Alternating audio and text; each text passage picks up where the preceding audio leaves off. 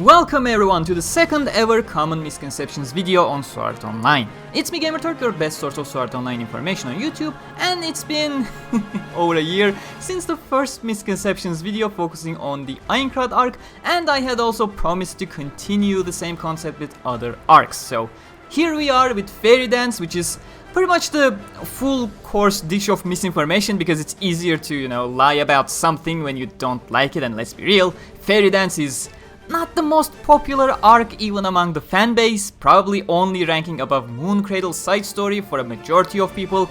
I already talked about why Fairy Dance is not as bad as people claim it to be in my journey so far videos leading up to the Illustration anime years ago, but today it's time to debunk the actual misconceptions about the story itself. Luckily, I won't even need to go into light novel territory all that much. Most of the top complaints about this arc is just hate-fueled bullshit that is easily proven wrong in the anime adaptation to begin with.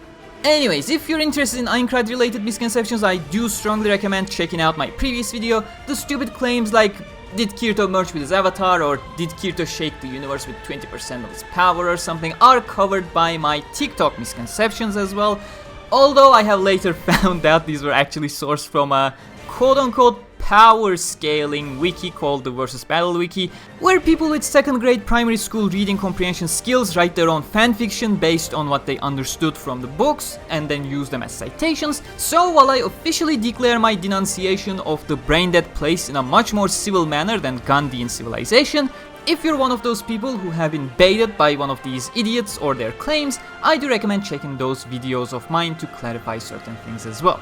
But as long as you got better reading comprehension skills than those people over there, you can always read and enjoy the novels for yourselves without me narrating things to you. Amazon and Book Depository affiliate links are in the description, and remember, the next main arc after Alicization, United Ring's first volume, Sword Art Online Volume 21, United Ring 1's English translation by Yen Press, is getting released on the 19th of January 2021, so you may be interested in getting that. Or getting a special badge next to your name by becoming a channel member by hitting that join button and getting discounts for channel merch. Or getting this and many other channel merch at my Teespring page. Yes, where was I again? Right, let's start with the main misconceptions because, let's be real, those are what you're here for anyways, and I will then move on to some smaller nitpicks here and there. You can just check the timestamps in the description if you want to jump over to specific clarifications or topics. So let's start with the first one. Kirito seemingly has no problems diving into ALfheim online despite having just survived the death game of Sword Art Online. This is kind of an understandable misconception from those who never endured any real trauma or any real grounded, hurtful possibility for that matter. You know, the usual, oh my, that must have been painful, how did you ever get yourself to do something similar again? But it is equally simple to shrug it off the other way too, with some real world examples too. You know, I'm a skier myself. Just because I broke a leg once a couple years ago doesn't mean I'll never ski again going straight down a mountain at 100+ kilometers per hour. That is what makes me feel alive, and unless I'm at a point in my life where I'm physically unable to do it, I will keep doing it no matter how many times I get injured or potentially risk my life in a very scary way. We had the Samsung Notes that were exploding a couple years back. That didn't stop people from buying smartphones. Captain Sully landing on the Hudson River didn't stop people from flying again with planes. Heck, more of a personal and extreme example because, that's a bit more life and death. A friend of mine back in Turkey had a major accident when he was overspeeding in town with his car. It took a week for him to open his eyes, a couple months to regain his speech properly, a year or two for him to get back to speed in his life, physically speaking. I mean, let's be real, he had a much more focused trauma than Kirito did getting stuck in SAO for 2 years. His mental scar was directly focused on driving cars and overspeeding. But at the end of things, cars were his passion, and it was pretty much a no-brainer for him to be interested in cars again when he was actually physically able to. The reality is, for many people, it is not as hard as you think to shrug some traumatic experience just to be able to reunite with their personal passion again. And of course, on top of that, I didn't even talk about the new safety measures introduced after the disaster that was Sword Art Online.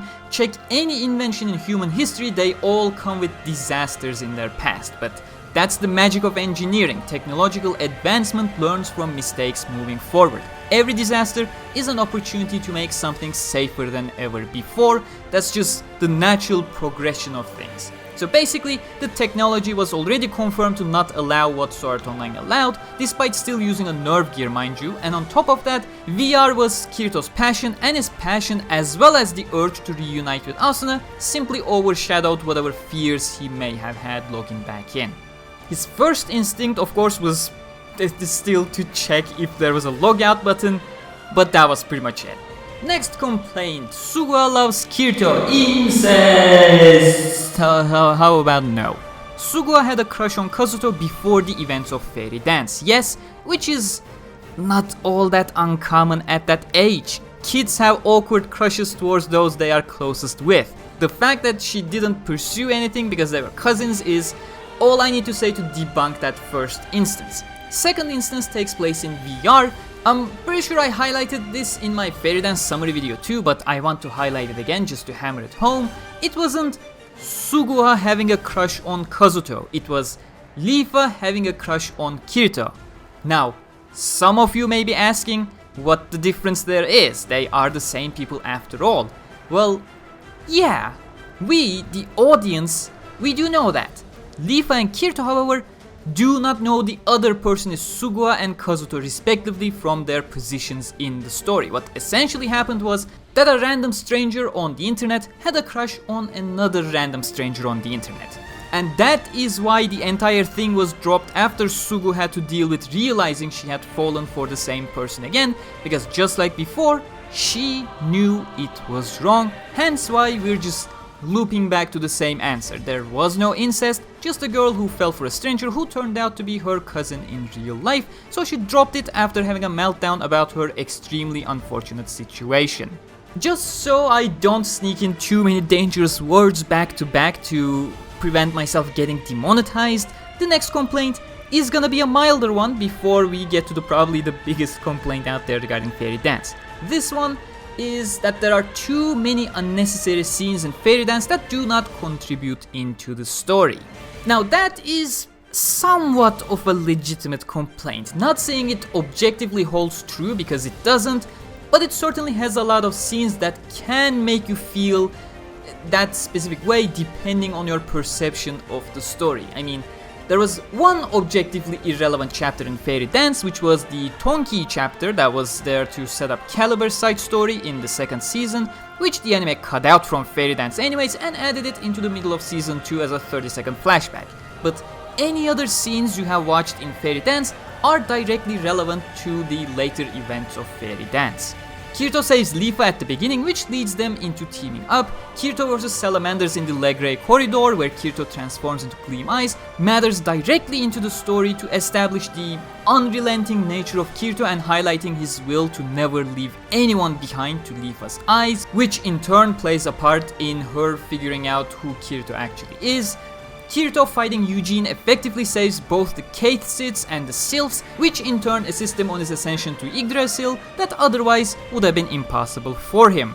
All of these, what seemingly may look like side events to you, do culminate in some other directly relevant event later in the same story arc. And I believe most people think some of the events are unnecessary because they have the perception that Fairy Dance is Kirito's story, whereas it isn't. Sure, the anime always does aim to glorify Kirito all the time, but that's why I try highlighting this every single time I talk about it. None of the stories after Aincrad are Kirito's stories to begin with the exception of United Ring, of course. Fairy Dance is Suguha's story of restoring the bond that she had once lost and regretted since. Phantom Bullet is Shinon's story of coming to terms with her past. Alicization's Human Realm arc is about Yu-Gi-Oh fulfilling his goal of atoning for his inability to save his childhood friend all those years ago. And War of Underworld is about Alice searching for the meaning of her life. While Kirito is the character the camera follows in all the stories, for the purposes of the story itself, he's just the person there in the story of somebody else. He's the driving force of the overarching series' narrative, whereas individual stories are the stories of others that he stumbles upon and how they affect him in return. The moment you start realizing Fairy Dance is not Kirito's story but rather Suguha's, you'll realize all the scenes are directly relevant to the story at hand of moving the narrative forward for Suguha herself. Next one. Rape! I mean, it's been talked time and time again, I don't even know what to say. First off, people throwing the word everywhere without giving it a second thought are just causing the word to lose its meaning, so my suggestion is that when you're trying to be an SJW, at least try to be a little bit more responsive with how you label things. Secondly, sexual assault is despicable indeed. And guess what? Sugou Nobuyuki is also a despicable human being, and I'd be willing to bet that that's not exactly a coincidence, is it? On top of that, there are people who say this is basically glorifying those acts. It's always the same words, by the way, which is the stupidest thing I have ever heard in my life. I talked about this in my Alicization Explained videos as well. If you're one of those people who go, wow, this thing is glorifying this horrible act, you're the sick person here. An obviously evil act done by an obviously evil person that gets everyone rooting for the hero to destroy the obviously evil person. That's not glorifying, is it? If it feels that way to you, you should probably go see a psychiatrist or something, because you're a potential threat to society. But with that, we return to monetizable topics again, so that's a big yay for me at least. Kirito is overpowered is the usual claim. It pretty much comes back in every single arc. I will have to respond to it in every single arc, explaining why he can do what he can do. But the funny thing is, people don't realize Kirito is actually the underpowered person in this arc. He's just a cleverer gamer than his adversaries. Remember, ALO has no sword skills, it has no levels or stats, along with the fact that Kirito only has a basic sword. Everything in this game is completely manual. And guess who spent 2 years taking part in fully manual PvP combat since the earlier floors of Aincrad, which is what ALO is practically copied from, against the screeching Morte when he first came to the realization of how people can exploit literally everything on the field by cleverly analyzing the situation when Morte borderline destroyed him.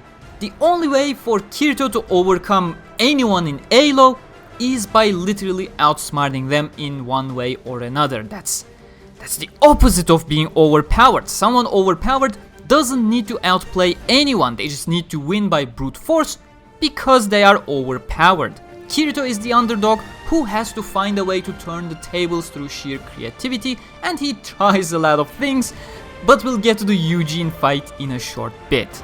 Next one, Damsel in Distress Asuna. I don't understand this at all. It's like people only watch the opening sequence, saw Asuna praying there, and wait, that's not even in Fairy Dance's opening, that's Phantom Bullet's opening. Why the fuck do people think Asuna is a damsel in distress? Do they even know what the term even means? Despite all odds stacked up against her, being in an impenetrable fortress, she actually fights to the best of her abilities, outsmarting those who feel confident of their security. You know, she uses a mirror to exploit the system's password entry, blurring security, planning her moves to run away carefully, and even almost managing it as well, despite literally all the odds being stacked against her. On top of this, even when her ultimate effort is foiled by Yanai, she does not give up and manages to steal the key card that eventually leads to her rescue. Without her fighting on, she would not have been able to get out. And if Kirito was not around, she would try other things again and again. Not doing anything at all and waiting for rescue is obviously a different thing than trying everything in your power to fight back and run away. Asuna has fought back with everything in her power and is the clearest example of how not to be a damsel in distress despite the impossible odds. Alright, this one's a little bit more packed, it's probably gonna take a little longer. Yellow Eyes, sword skills, and dual wielding in ALO. Let's start with the basics. As mentioned earlier, sword skills do not exist in the original ALfheim Online, so you are going to write most of the glowing sword moments in Fairy Dance to be animation errors, despite not actually being errors. It's the animators trying to make things flashy for those drooling people who think SAO is about Kirito being OP and shaking universes and stuff. As for Kirito's dual wielding, he isn't using the dual wielding you know from Aincrad. He's literally just holding two swords in his two hands at the same time and just swinging them manually himself. Since he has a certain muscle memory from his SAO days, he can achieve certain things, although nothing like what he can do in Caliber in Season 2 for example, at which point sword skills had been implemented already and Kirito was basically using skills back to back via skill connect, but that's a different topic. So basically he's just equipping two swords at the same time, which wasn't even forbidden back on Aincrad, mind you. As for the yellow eyes, I always have to revisit this topic every single time. Yellow Eyes is an anime original edition and is never mentioned in the light novels. No, the yellowish eye effects mentioned in Progressive 6 is not what these yellow eyes are, that's the meditation skill. The yellow eyes in the anime is approximately showing you when Kirito is pushing the bounds of the system. So in a sense, they are the quote-unquote incarnate eyes as I would describe them. The problem is that even within the anime itself, the use of these incarnate eyes are incredibly inconsistent. Asuna doesn't get them when she breaks the system limit twice, wants to save Kirito from Crocodile and wants to save him from Kayaba. No other character in Alicization gets them when using Incarnation, and everyone uses Incarnation Alicization. Heck, spoilers from Alicization of course, especially for dub viewers who still haven't completed the series, even Kirito doesn't get the yellow eyes when he is using Incarnation, or just, you know, randomly gets them and then randomly loses them with the next cut, etc. Like, Kirito's biggest use of Incarnation in Alicization's Human Realm arc is during his Vorpal strike against Chudelkin. No yellow eyes. After that, against Quinella, he's barely holding on to both swords, his inner monologue state his body's getting crushed under the weight. There he gets yellow eyes for 5 seconds and then they disappear. Shinon summons Hecat and puts all her will into the blow. No yellow eyes. Leafa uses Incarnate Vorpal Strike 50 times larger than Kirito vs Chudelkin. No yellow eyes. Asuna going for Mother's Rosario. No yellow eyes. At this point, even the anime staff don't really know what to do with the yellow eyes concept because they themselves lost track of it in my opinion. Moving on, a lot of people also have an issue with Eugene's legendary sword's unique ability being able to cut through his opponent's weapon. One side of the complaint is that it is too overpowered of a passive ability. The other side of the complaint is that it doesn't pass through Kirito's second sword, the one he borrowed from Leafa during the fight. Both of these are quite shallow complaints for anyone who has played extensive fighting games. First off, let's talk about the demonic sword Gram. Yes, it has quite the powerful special ability, being able to bypass the enemy's blocking sword once every now and then, while remaining solid when he himself needs to block with it. This is obviously quite the advantage offensively speaking, not gonna refute that, that's pretty obvious. However, many fighting oriented games, whether actual fighting games or any other PvP combat involving games for that matter, blocking is not your only way of defending yourself against attacks. In fact, blocking is usually used as a crutch when you don't feel like dodging or evading. Unless you're going for a perfect parry/deflect, which is way too risky on its own as you can get knocked back if you don't pull it off properly. Attempting to go for a block is basically the worst option you got to defend yourself, as it causes you to lose HP or your weapon to lose durability. The ability of Gram basically forces the opponent to go for the safest route to avoid getting hit, which is to dodge, which is the primary way of keeping yourself safe in these games anyways. So going back to that initial point, yes, Gram's ability is quite powerful as it limits the fighting options of its opponents. However, it is nowhere near game breaking, as a skilled player should be able to adjust his fight style accordingly the moment he or she knows about the ability. And that is exactly what Kirito does, albeit in a way that no other player would probably think of thanks to his experience in Sword Art Online, which takes us over to the second clarification here. Why doesn't Gram pass through the second sword? Isn't that quite simple? Abilities have cooldowns, that's literally it. Passing through one sword and reaching the next one basically takes a split second, blink and you'll miss. Naturally, the phase through ability of the Gram does not run its cooldown in such a short amount of time and thus just dinks back from the second sword as you would expect from any other sword. That's that's all there is to it. It is basic game logic. Next topic! Oh, even Sakuya and Alicia Rue love Kirito. No, they don't. Both of them just saw a new player who so far pledged no allegiance to anybody and are trying to seduce this young teenager who would likely be attracted to female charms at his age for him to join their ranks. I find it even more hilarious that those people who see someone breathe and claim she therefore must be in love with Kirito are the same ones that are completely oblivious to the actual sexual scene here and what they're trying to do, which just further shows it's 10-year-olds being horny who come up with these kinds of stupid claims. Why does Kirito look so similar to himself in ALO? It's because A1 is the studio behind Sword Art Online. Kirito, Asuna, Suguha, Shilika, Lisbeth, Yu-Gi-Oh, etc. they all use the same face template. You can thus easily exchange facial features or hair, yet they'll still look similar as fuck. There are exceptions, of course. Aguila and Klein, for example, have distinctly different face shapes, but unless the shape is different, they will look similar because they are using the same template. That should not be an immediate indication that everyone actually does look similar in all cases. It's just a common cost-cutting measure for animation studios that also comes with their art style consistency. You'll generally find the same thing with other studios as well in their own works. How does Kirito's conversion work? You see, now that's a good question. He was able to quote-unquote transfer his account, but his equipments were mostly glitched out. He had very high stats. What happened to those high stats?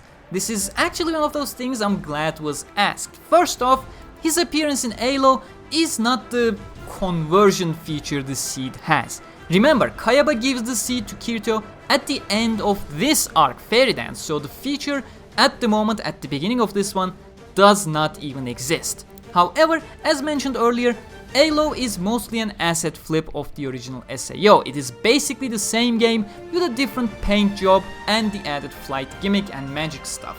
Thus, it is also using the same file types, so when Kirito logs in, his SAO account is detected and is loaded in as if it was an ALO account. We also do know that ALO is using a slightly older version of the kernel system, so it does not have full compatibility with what SAO had. Certain things can be converted when an equivalent exists and if kernel can make sense of it, while some things cannot. For example, most of Kirito's items were completely glitched and rendered unusable, whereas his skill proficiencies, with the exception of dual blades of course, as sword skills do not exist yet in ALO, were all successfully converted into the system. But despite that, Kirito was still a starter character with low HP and MP. And of course, Yui was lucky in this case. While the items themselves were glitched, Yui was not an item. She was just saved, or rather attached to an object. She was still a mental health counseling program, which kernel system in ALO recognized as a navigation pixie data, a tutorial NPC for players. But she's OP, she can do everything, which she does not. She's a tutorial program with direct access to the in-game database for tutorial purposes and to assist players. She's only able to do stuff that she has authority over, and being one of the most advanced AI types, she's of course a bit more cleverer compared to a regular navigation pixie that goes into the different language engine tiers that defines the capabilities and understanding of an NPC in Aincrad, which I won't go into. You can watch my Ordinal Scale Epilogue Cordial Chords video for that. That's where all of these things are elaborated on. And with that added cleverness, she's naturally a bit more useful simply by having a bit more agency. Again, to be very specific, she just has more agency on her own. She does not have more authority in the world. She understands what's being requested and can simply interact with the system to accomplish what's being requested, as long as her given authority allows it, unlike normal tutorials that have a limited, predefined understanding library on speech, despite having the same system access level as Yui in this case. So if other navigation pixies had as advanced AIs as Yui, they too would be able to do a bit more given their increased agency, but alas, ALO is not the pinnacle of technology using an old copy of SAO servers and all.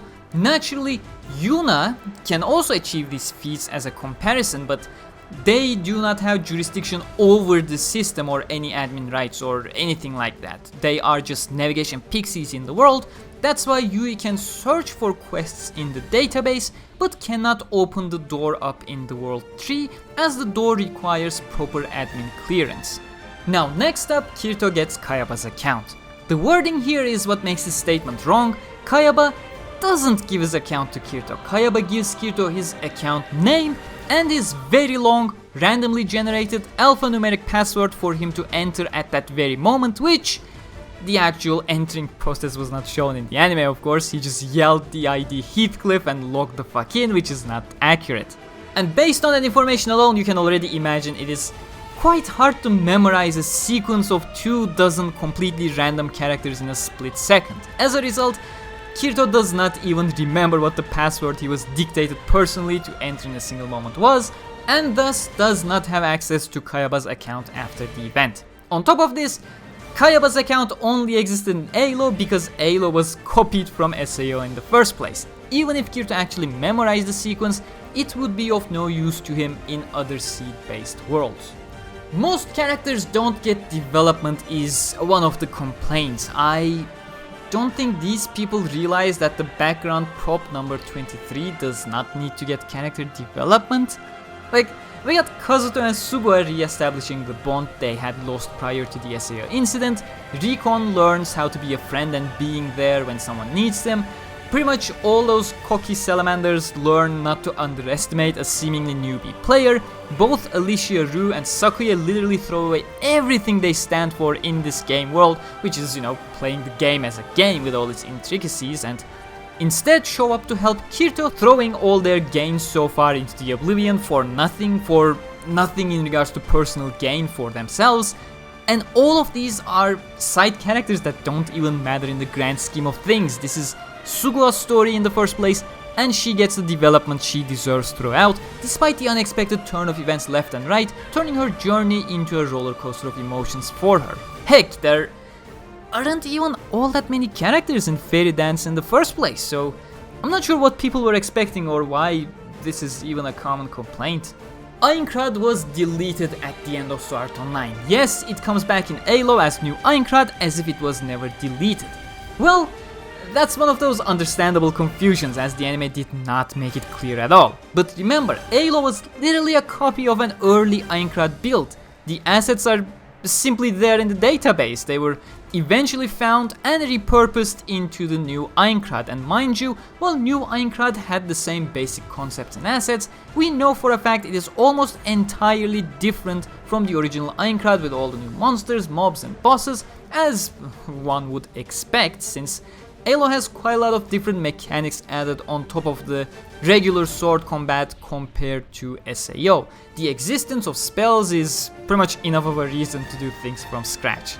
As for why Aincrad still exists in ordinal scale, all the SAO data in the server, maybe a question for another day. Hopefully we'll get an answer for it, since we currently do not have one.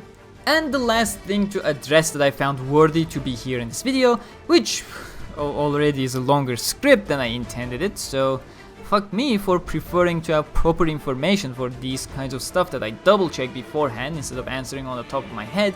Anyways, what was the point for Sugou to create the World Tree quest if it was impossible to beat in the first place? Easy. Have you ever played a game, saw a path that is obviously going somewhere intended but ends up leading to a large closed door that you are 100% certain should have had content accessible behind it? You eventually give up, of course, and go your own way. 3 months later, a new expansion arrives and you find out that the final mission of that campaign takes you to that area and opens up the door with content behind it, and then you go on Twitter and try harassing developers claiming the expansion was already on a disc like an entitled idiot. Well, hopefully you have no memories of that last act, but all I can say is game development is quite the magical industry. You create a lot of things based on long-term plans, especially considering all the different specializations game development has. For example, a world designer may be done with their personal work before release for the contents of a base game and manage to get some additional work done for the future content based on current plans. As a result, that additional asset package is also included on the disc. However, all that is there is just geometry filled with placeholder textures, placeholder enemies, placeholder everything, because the other divisions didn't get to work on those yet. As a result, the content ends up quote-unquote existing, but it does not function yet. Existing is all it does, far from completion. With the live service model, we have already seen an evolution of this concept in our own lifetimes. I can give direct examples from Destiny. In fact, we now have quarterly seasons as small expansions in the game. It's basically content that reveals itself over the time of a quarter. As a result, we can have certain things in the game, even quests of seasonal goals that point us to certain activities and rewards that are time gated to a specific point into the season, and sometimes even the assets for those are not in the game at the beginning of that season. They are implemented closer to when they are about to be unveiled. Like, we just had a new cutscene earlier this week after a new mission became active on the weekly reset. We knew about the quest existing since the beginning of the season because certain data was already visible in seasonal chases through various means, but none of the contents, including the cutscene or the activity, was in the game at the beginning of the season when we knew about its existence already as part of the seasonal quest that we had on our hands. But at that point in time, it simply was not meant to be completed. The step was to be unlocked later down the line. This is basically the exact same thing. The end goal of a grand chase exists, but it's not meant to be completed yet. If I go a little bit more specific by incorporating the situation of the narrative at that point in SAO, remember, Top of the World 3 is basically Sugou's laboratory. His experiment was quite close to completion, and after it's done, there would be no point to keeping his lab up there. If anything, it would be evidence to be used against him. So if we consider the circumstances, he would most likely just let the quest continue at that point and repurpose that entire area up there eventually. And that's pretty much it. The fact that a gate is impossible to go through today means absolutely nothing in the world of game development as to what may happen tomorrow. That's just the reality of live services at this point. Like, we have entire areas in Destiny right now that people can glitch into, which we assume to be future content. Heck, there are even instances where we found things at certain times expecting them to be used eventually, but they ended up never being used, like the Nexus Mind Strike room brought forward from Destiny 1's Venus, found on Io in a specific glitch spot, a planet that is no longer in the game at this point in time. So that's basically my take on the World Quest of ALO, and with that we reach the end of Common Misconceptions Fairy Dance Edition. If you enjoyed this or found it insightful, please do leave a like and make sure to direct people here if they have one or more of these complaints. Make sure to subscribe and hit the bell icon for more in-depth Sword Art Online coverage and news. Consider becoming a channel member to get access to a special badge and exclusive emotes to use. Follow me on Twitter and Facebook for faster news access. 50k special merch as well as others are available on my Teespring page. And a huge thanks to all my patrons and channel members as usual. Until next time, stay cool.